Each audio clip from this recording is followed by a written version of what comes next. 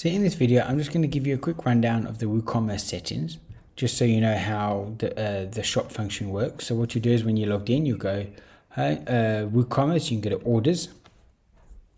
Now again, this is how you manage your orders.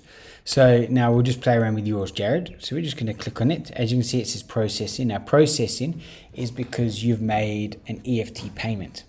Okay, so every time, if it's not an online transaction with your Yoko, right, the status will go to processing. Okay, and if you scroll down here, it would actually show you the payment method. They might have updated it. It will be on your order sheet, the order email. But now you can change it. So if I had to change this to complete and save, it will then send you a thank you for using our services, that kind of an email. If you want to see the resend the client, so we can resend the email invoice order details to customer, resend the new order notification to us, regenerate download permission. So now you're not going to need this function because you're not letting the customers download anything, but these two come in quite handy. If the client says to you, oh, I didn't receive my email of the order form, can you send it? No worries, you just click here and then you click update and it will send it. If you want to click if you didn't receive it, let's say something happened, you can resend it to yourself. All right. Then you've got here, you can resend a new order, processing order. So send order to email. So processing order, we click save an order, that will get sent through to the client. Customer invoice. So now you've got these options where you can just send to the client. If we scroll down again, now let's say you and Peter are working on something and you want to go waiting for stock. Let's make it a private note. We're going to click add. Now, when you log in to watch the video, come and have a look. It will say, added this date by me waiting for stock. Then you can reply. You see, and then you would know, okay, when the client phones up, oh, hang on, there's a note there. We're just waiting for stock to come in. If you want to give the the client their tracking number, now you can go note to customer. You can go tracking number : 1 2 3 4 5 6 7 8 9. Okay, please await their call for collection, something like that, right? Now when you click add, what it's going to do is it's going to add a note at the top here, okay, but it's going to send an email to the client. So Jared, you would get an email that says a note has been added to your order, right? And then that note will come. It will say note, it will say the tracking number, and please await for a call for collection. Okay, so it really is handy, so you can communicate with the customer. All right, this is the item that they purchased. There's a flat rate shipping, 180, and there you go, just like that. Right, so that's how you can edit, view an order. So if we go to the vouchers, this is something if you, when you get the voucher set up, the function is already there for you. Looks like my internet has just dipped a little bit. There we go. So we can add a voucher, redeem. So if client wants a voucher, you can add it in here or get sent to the client. Reviews, these are if your items have been reviewed. We've had no reviews. This is the customers.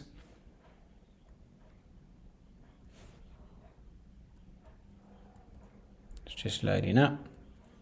My internet seems to be a little bit slower today. I do apologize about the wait. As you can see, here's the clients here. Username, hey, Jared. There's the email addresses that says spend. Okay, just like that. Then you can just download it. So then you can kind of see single customer. So there you go.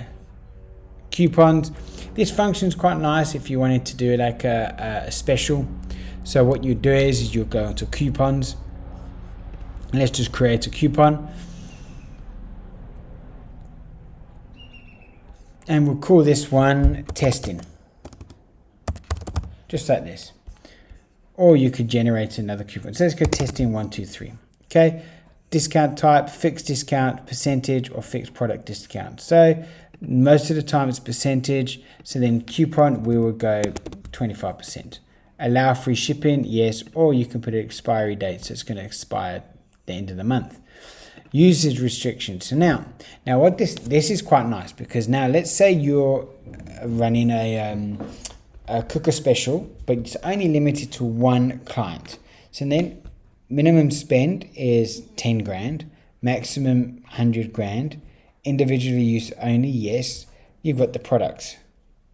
Okay, then when you come to usage, now you can go unlimited. So now that means that client can use this coupon only once. So Jared, you've got a user account, so you can only use this coupon once. Okay, just like that. Usage, unmistake. Usage limit per coupon, which is, we want that to be unlimited. Usage limit per user, we want it to be 1.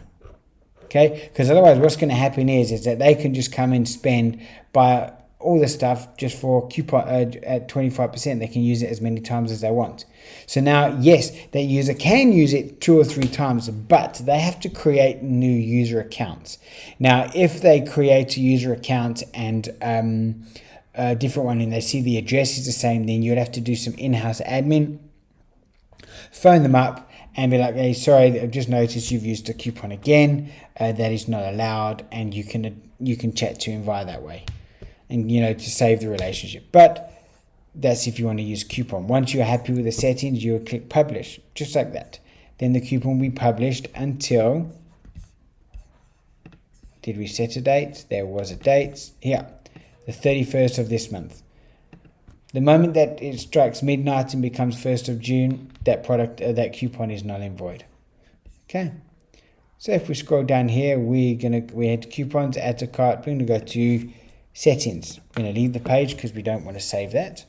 So now this here, you don't really have to worry too much about. This is your address here, just like that. These are the countries that you're selling to. That's your currency. If we scroll to the top here, products. This is a shop page. We've told that's the shop page. Place an image 19, the weight. You can see here just like that. Shipping, this is where it gets a little bit confusing. We've got a flat rate of 180. If you wanted to change that, you would go edit.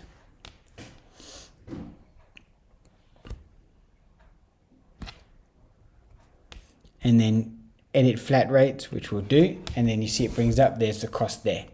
If you wanted to add a different one, you can go add shipping method, and we can go local pickup. Just select local pickup. Now, once you've hit save, once it loads, okay, it's automatically saved because you can't save anything there. If we just toggle that and click save, right? Now what it's going to do is it's still here in our options, but it won't be enabled on the checkout page. Sorry, on the cart page. Okay. Then you got your shipping options, shipping classes, then you got your payments. These are just the different functions. Remember, when you decided to go with Yoco, there's pay fast there, cash on delivery, which we're going to turn off now, and we're going to click save changes. Check payments, don't do anymore. EFT, I would advise not to do that. Just stick with Yoco, because then you got to wait, you got to beg the clients to make payment. And then what was the other one? PayPal is not installed here. PayPal, unfortunately, you can't use because it doesn't support the function. It doesn't support the currency ZAR, so we're unable to use that. If you wanted to use another payment gateway, PayFast is the best, in truth. Then you go to accounts and privacies. These are just the settings, the basic settings here. So allow customers to log in to an existing account during checkout. Now, sometimes customers will forget to log in. Now, when they go to checkout, then they have to have an account. Okay, so now at the top there it will say already signed in or register, already customer or register. If they click already a customer, they can sign in. It will just load all their informations. You don't want this ticked because you want the people to create an account. Allow clients to create an account during checkout? Yes. So basically, if they don't have one, the system will just create one with the information that they put in. Allow customers to create a page on my account page. Yes, we do want that. When creating an account, automatically generates a username for the customer based on their name. You don't want that because certain people like their own username. When creating an account, send the user a link to set their password. You don't want that because some of the times they might not be at their computer. They might not have their phone on them. So if they're going to have to wait for an email link which expires within an hour or two, it's just going to cause frustration. So you don't want those clicked. Remove personal data. These are just standard. You can just leave those as is. Go to the emails. This is where all the emails are going. Everything, all the new email, everything is going to hello. This is all the customers, just like that. These you don't really need to worry about because we don't actually have them functioning. Then here's what's going to be on the email, just like this. High level gas equipment, that's your email address, that's your image, powered by Host Fady. There's the style of your color for the email. And you just click save changes if you made changes to anything. Then you're going to go integration. These sections here you don't really need to worry too much about because we haven't got any integration there. If we click on advanced, you just basically need the shop to function. Playing around with all of these settings, it could break the site. So everything is set up for it to work. You just need to get the traffic to the site. Gift cards. Send a gift card, always let the customer decide, never. You want that. Enable cart page features. Okay, yes. So all these kind of settings. If you want their email to be sent to you so you know what's been sent out, you can put your email in there. I don't normally worry about these sections here. Gift vouchers are nice, but unless you're going to get 50 a day or 50 a week, then it's worth making sure that you can be on top. But maybe 10 a month, you can manage that. All right, so that's how you do the settings within your, go to the PDF invoices. These are the invoices that get sent out. Sorry, I nearly forgot about that. So if we come in here, open PDF in new window or tab, we're going to go download PDF. Okay, so now this PDF will be sent to them. Simple template, say A4 sizing, there's your logo there. Shop name, you can fill that in if you want. Address, terms and conditions, extra fields. Right, but this is the look on the right hand side here that you'll get. That the customer gets. But that's how you'd add, check the settings, edit some settings about WooCommerce. If we go down to products, these are all the products that you can view here. I'm not going to cover this in a tutorial, and the reason why I'm not going to cover it in a tutorial is because the chances of you making a change here is going to be high rather than using the Excel sheet. And because we've got the import sheet functioning, I would advise you to purely stick with the import sheet. Otherwise, you could get duplicates. You could get pricing mistakes. All right. So we're not going to go over this section because we're going to use the import sheet only. But that is how you would understand in WooCommerce and getting used to the settings.